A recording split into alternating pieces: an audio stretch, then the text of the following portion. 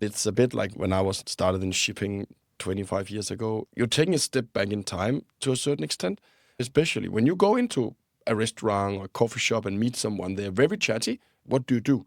And they're trying to find, okay, how can we actually do something together? If you thought the days of taking a client out for lunch were long gone, you haven't worked for UPF Group. Today's guest, Thomas Vestergaard, originally from Denmark, fell in love with Africa and is now based in Mozambique. We talk about the massive LNG project in the country, why doing business in Africa is like going back in time, in a good way, and how Thomas is trying to empower those around him. Join us for another episode of Project Cargo Professionals.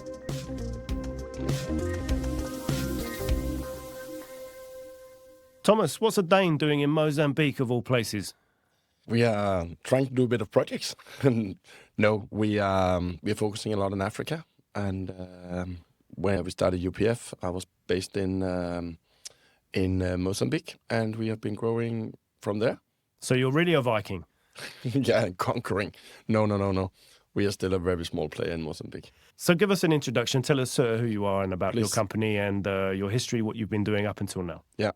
My name is Thomas Vestergaard. I'm 41 years old. Started in shipping back in the very, very early 2000s in Aarhus as a clearing agent, vessel agent in the port of Aarhus in a small family company. The father, the son, and the wife, and me. So I became a part of the family. Were there 2 years as a trainee, another 2 years in there. And then I moved to Otto Danielsen, which was a ship owner in Denmark, just bought over by Judy. They had a new building program, and I should be a chartering guy now. So going into big projects and so on. But that program never materialized. So Otto Danielsen was closed or sold actually in the end. And I stayed in Judy and started Judy Logistics together with some... we actually started a company called Judy Project Transport that we later on merged into Judy Logistics. And I grew my career. I used to say a career is something with growth. And I had a career, started there slowly as a project manager, and then became the chief commercial officer together with my colleague, Eskil Ødegaard, CEO in Judy today. Okay. And we were developing and ended up in Mozambique with Judy.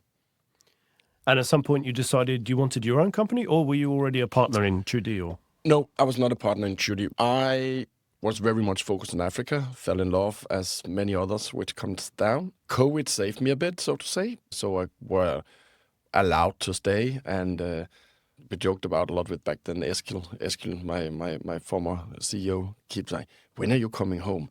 You always found good excuses. And then in the end of the day, I would like to focus more on Africa. And we are actually also back in open office in Tanzania. But I could just see a tremendous demand, and it was not the strategy at that point for Judy, which is a Norwegian company.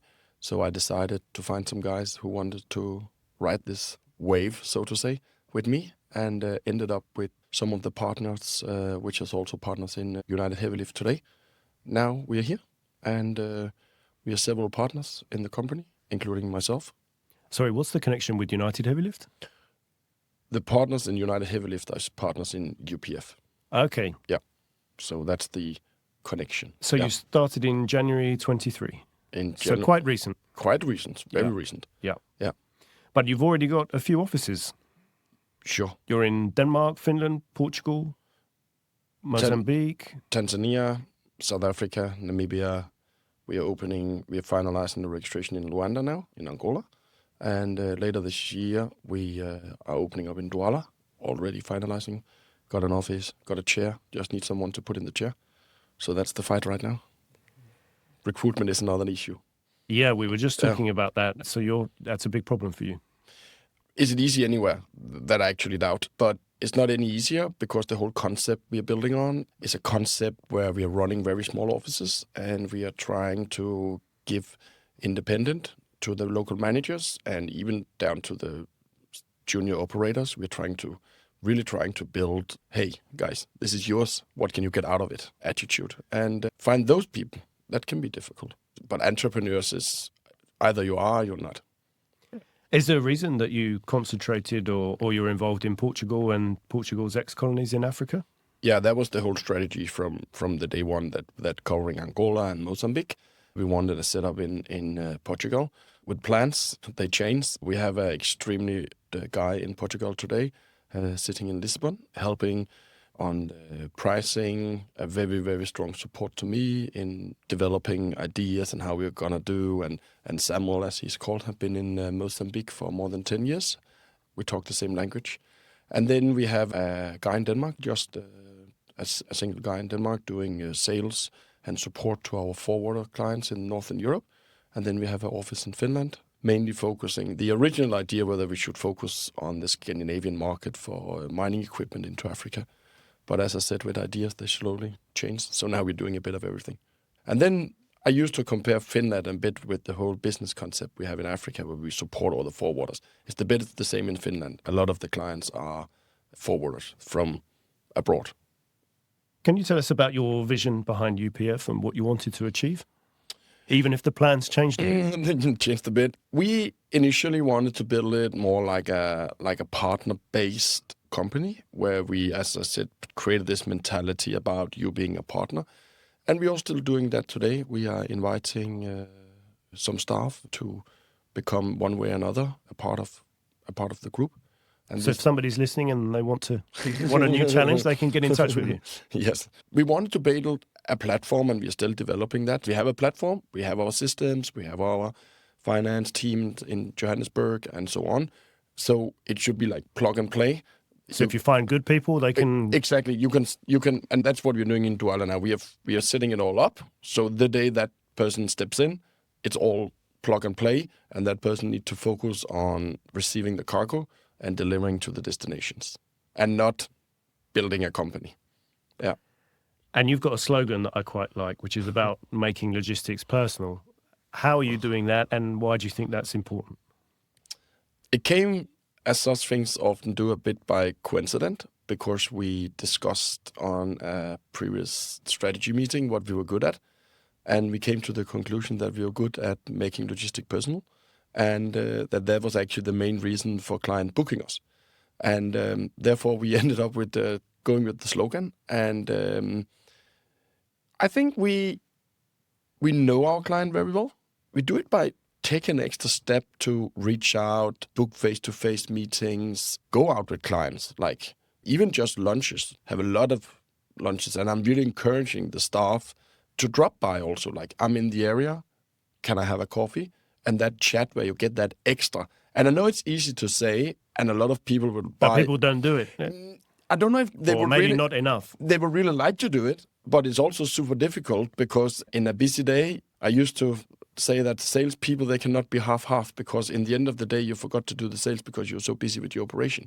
And it's a bit of the same going out to get a coffee, with a client. In the end, if you don't really plan it, then it don't happen. So we are trying to really encourage and also putting standards for how we're doing our sales, and to ensure that we actually walk the talk. And we see it works. We see that especially in some of the market, and surprisingly, South Africa, which is a very, very chatty country, so to say, and the population there are easy to get into. But we really see that it makes a huge difference that we are out there and dropping by. They're not used to it. Oh, really? Yeah. And it was at least that's the feedback we get, that dropping by, having a quick chat, inviting people over either to your office or Friday or Thursday afternoon for a quick dinner or early dinner or something. That's really something people appreciate and not necessarily used to. So you've had a good start. You've been able to open various offices. What advice have you got for somebody who's got a new business, a new forwarding business? What's worked for you? What advice would you give in terms of wanting to grow and expand? Find the right people. That's of course crucial, because we are a people business. Even whatever your slogan is, making logistics personal or whatever it is, it's people's business. So it's critical to find the right people, and that's simply the most important part. And then also your systems to control, especially, I know it's the same in Europe or Asia or the US, but especially in Africa, ensure that your systems are built for your expansion, because otherwise you end up drowning in success. And that's an issue.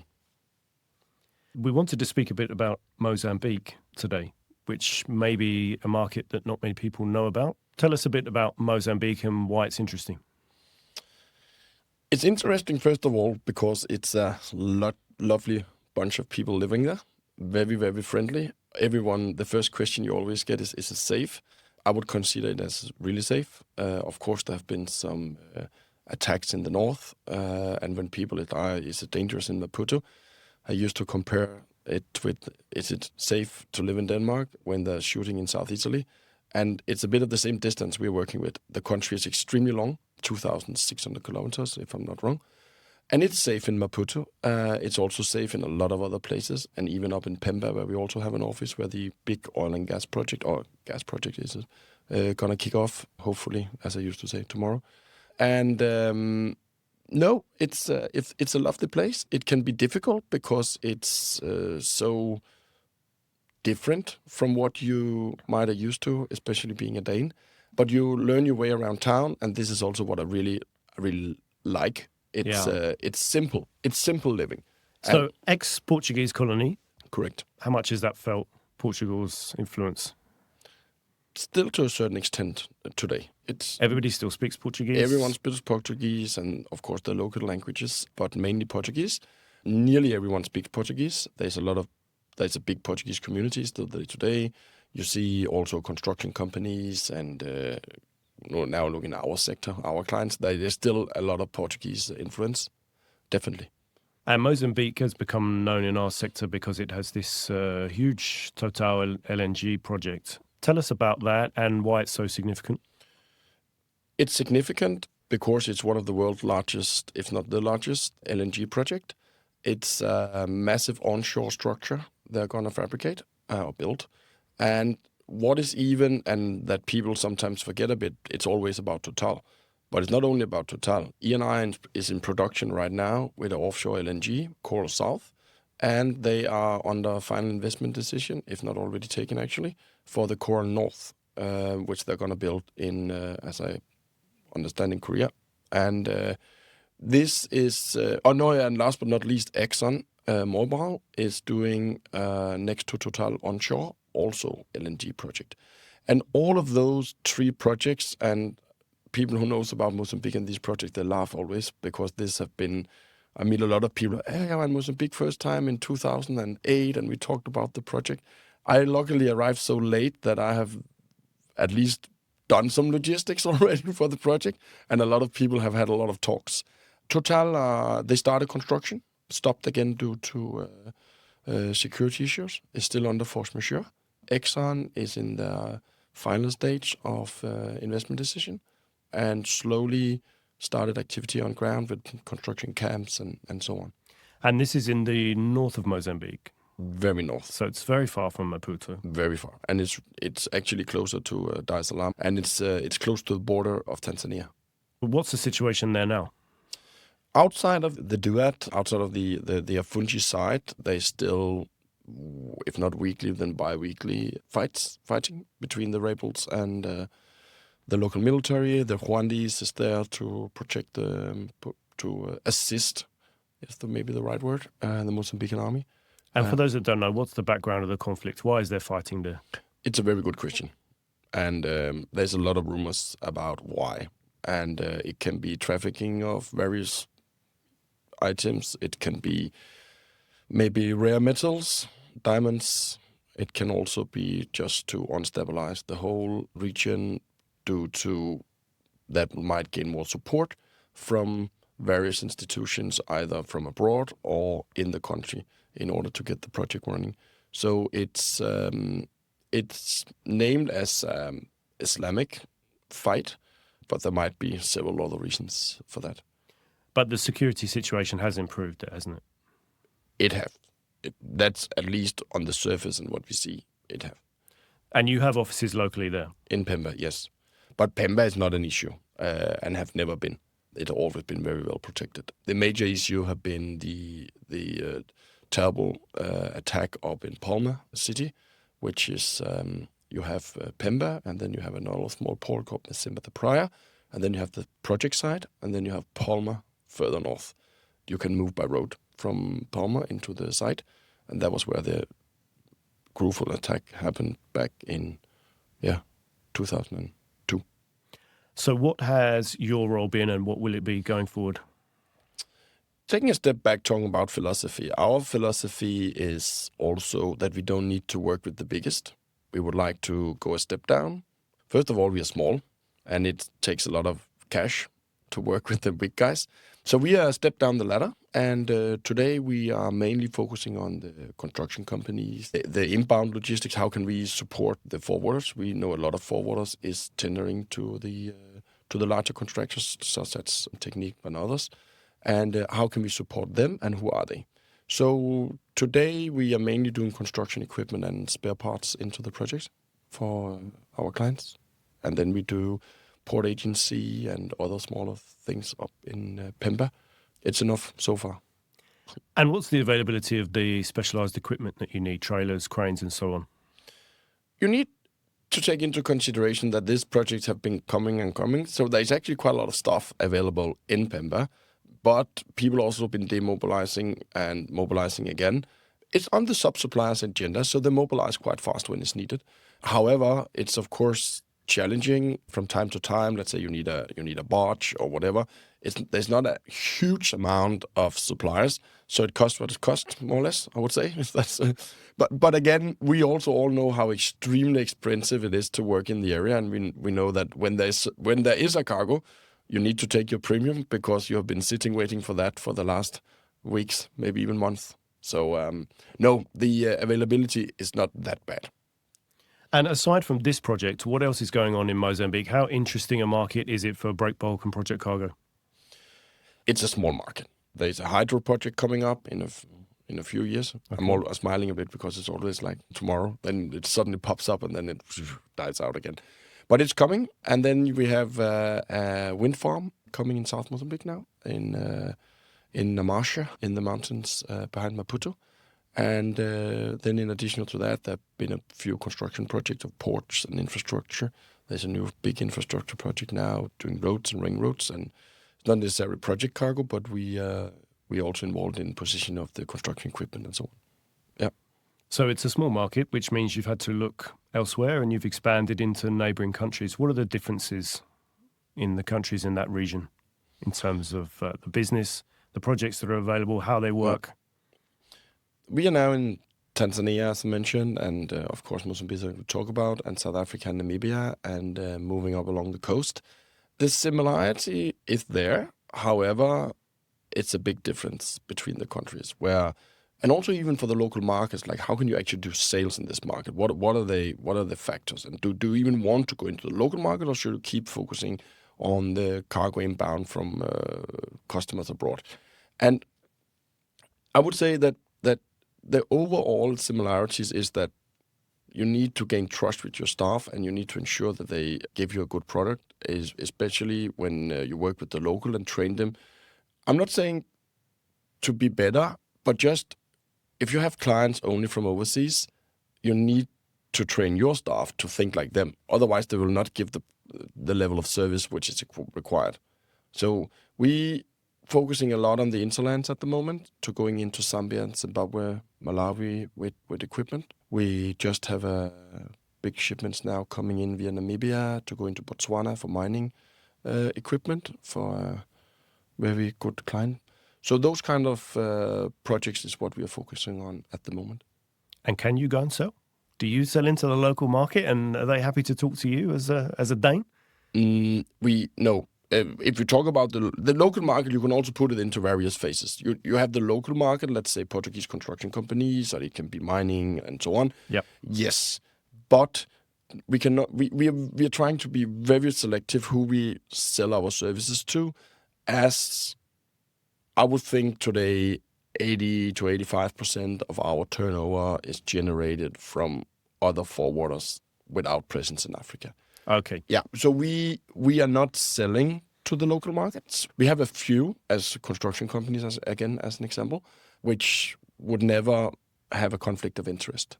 And that's possible. But go to the local importers for, let's say, second-hand equipment and those kind of things. No way. It's not our ball game. Yeah. So what will be your expansion strategy going forwards now? Are there other places that you're looking at? We have an overall strategy that we want to cover from Mombasa and east to Douala in west and down to Cape. And this is our playground. at the moment, and we need to also to take a breath. So we hope to more or less cover that entire huge area at the end of the year with own staff on the ground. And then next year we're going to take a breath, and then we see what's going to happen from there. And why do you love Africa? I used to tell people that it's a bit like when I started in shipping 25 years ago. It's a bit of the same. You're taking a step back in time to a certain extent. I really like the whole, that you have other competitive edges, which you had back then as well, which I'm missing today I know a lot about the European market, so which I'm missing today in the European market. Everyone is so good, and the prices is what they are to a certain extent. But down there, you have a lot of competitive edges, such as, can you even do it? And are you trustworthy? Are you trustworthy enough that they're gonna trust you this project? You don't necessarily have to be the cheapest.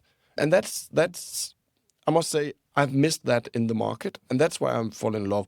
And also that is still people's business. You can really, I know you can also in Europe still, but it's just another level. Yeah. And I love to work, to be honest. That's what I do, more or less.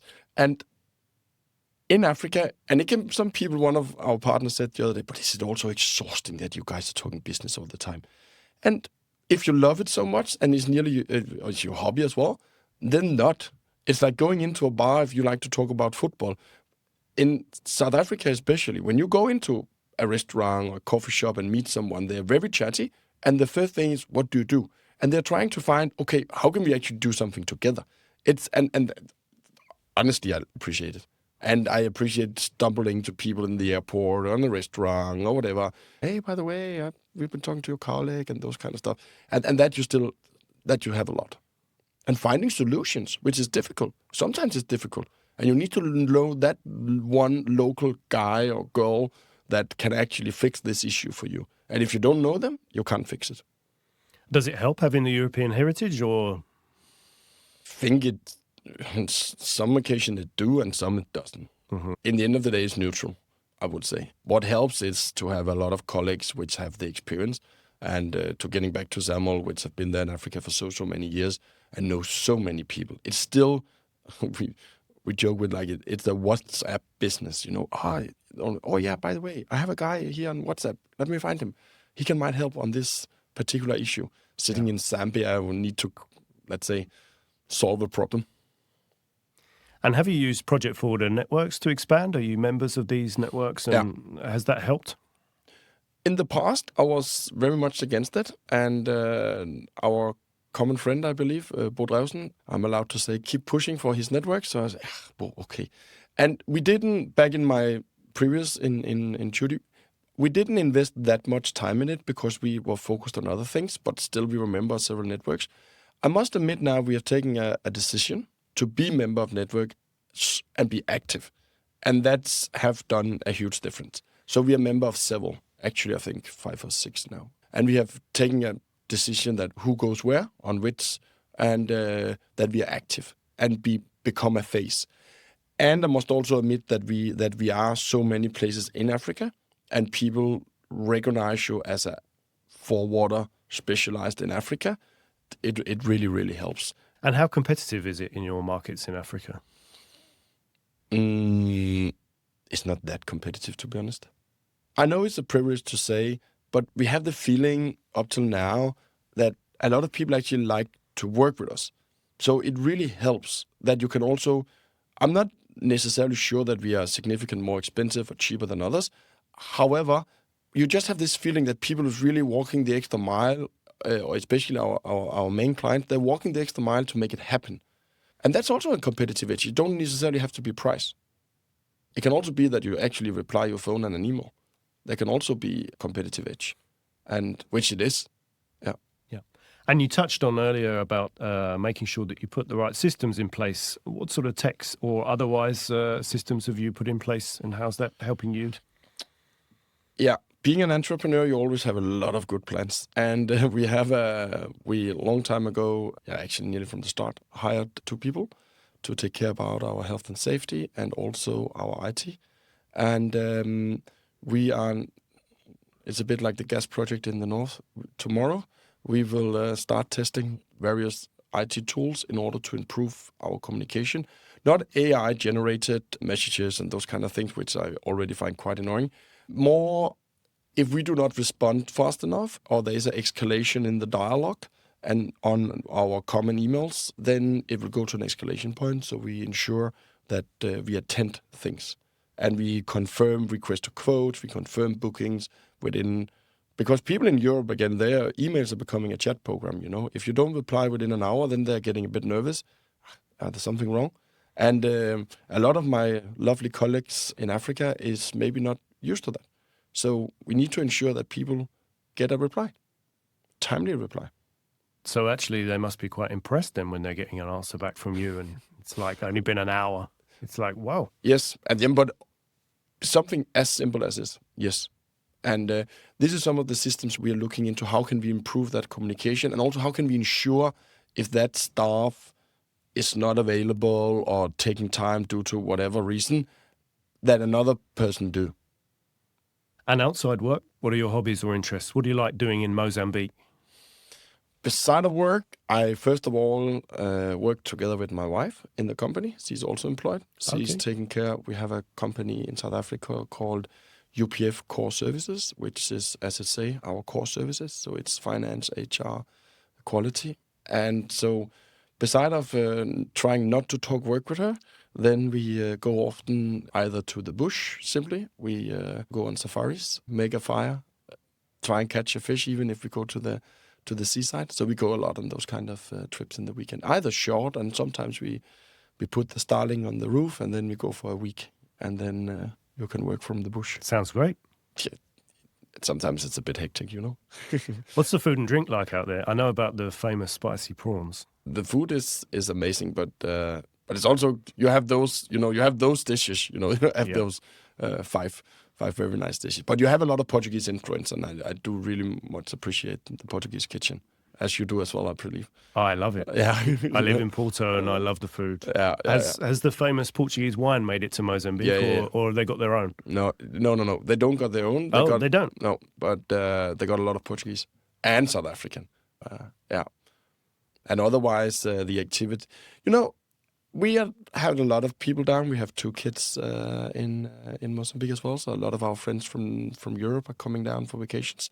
And as you usually say, but do not expect there's so much to do. It's just really, really nice to be around. And it is. The beaches are amazing. The bush is amazing. We only 3 hours drive from Kruger National Park, the panorama route in South Africa. And, there's a lot of things to do.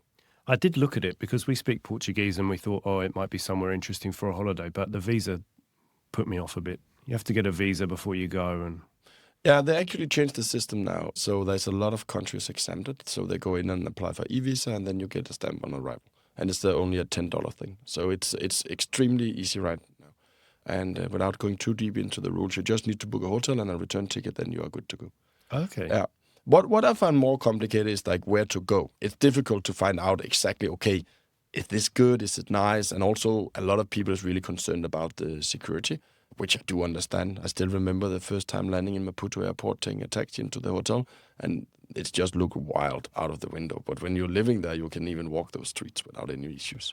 Is there Uber and stuff, or have you still got to fight with taxi drivers and get ripped off? And no, I had a former colleague, he always said, why you guys negotiate? It's still so cheap for you guys. And it is. And when you know the actual price, it's extremely expensive. It's like 3 to 4 times what you pay when you live there, what they're asking in the airport. But again, honestly, it's $12 for going from the airport to town. Hey, we being now here in Europe, and where do you get for $12? Yeah. Yeah, so...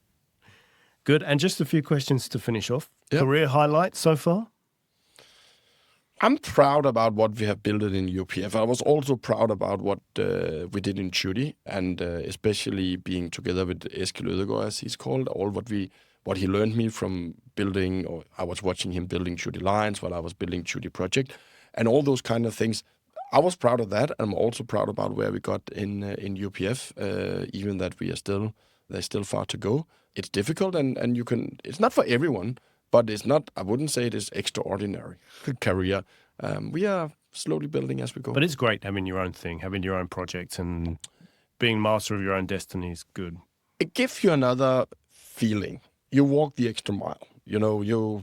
When you're sitting a Friday night approving payment because there's a truck on the border and somebody forgot to, it don't bother you. It's just a part of it, It's yeah. And low light? Yeah, I can remember a few projects where you lost some money and a few contracts you regretted. But no, honestly, it's I think I've slowly chosen my route. And sometimes you look back and you maybe regretted some decisions. But in the end of the day, you also learn a lot from it. So I wouldn't say I regret anything or have any lows. Number one piece of advice to somebody starting out a career in project logistics? I would advise myself to go out earlier. Get out of Denmark, get out of Europe. Try and see how is it on the other side of the pond. And whatever it's the US or Far East or PG or whatever, or even coming down to us in Africa, do it. It gives you so much insights. And when you sit down home watching the news, there's a lot of other things happening out there. And one thing I didn't share, because I only decided this morning, I wanted to invite everybody to nominate somebody else to be on the show. Putting you on the spot, but if you have a name, or more than one if you want, who would you nominate to come on and let people hear their story? Ooh, that's a difficult one. If you can get him, then a person which I always looked up to and love to lose a good project against have been Martin Bencher, because what they do have always been my dream. And Peter Jensen have been so kind throughout the years to have several lunches with me where he shared his knowledge and I wouldn't say guided me, because he also a man who know his business, but he was never shy to answer a question when I had it. And if you can get Peter on board, I would love to hear his story and where he is today and what is his plan for the future for Maersk Project Logistics. So he have had a fantastic career. Thomas, thanks very much. Welcome. Thank you. Thanks for listening to another episode of Project Cargo Professionals. If you enjoyed the show, be sure to follow or subscribe so you never miss an episode. Got feedback, a guest suggestion, or a story worth telling? Don't hesitate to reach out. I'd love to hear from you. Until next time, let's keep in touch. Follow me, Luke King, on LinkedIn, and explore more at projectcargopros.com.